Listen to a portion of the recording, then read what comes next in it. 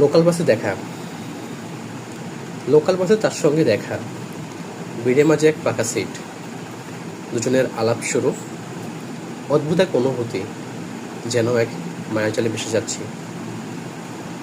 মনে হচ্ছিল, জানি না কেন, সে হয়তো আমার বয়সে জুনিয়রে হবে, অথচ চোখের মায়া যেন তার উচ্চতা ছিল আকাশ ছুঁই।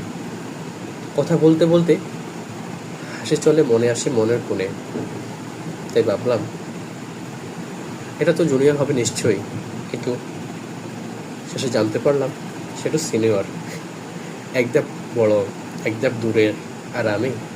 তবে কি শুধুই এক মুহূর্তের পিপাসা? প্রেম হয়নি আমাদের, এটা এক দুঃখের কথা। মাঝখানে যাচ্ছিল সেটা শুধুই পরিচয়, যা কিছুক্ষণ পরে হারিয়ে গেল।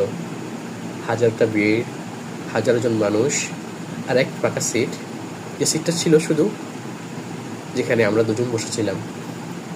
বললাম, সিনিয়র, আপনি চাইলে আমাদের মাঝে কিছু একটা হতে পারে, শুধু এক পলক চোখের দেখা, একটু করে কাছে এসে দাঁড়ানো।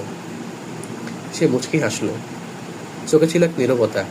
বলল, সম্ভব না জুনিয়র, আমার বিয়ের ভীষণ তাড়া।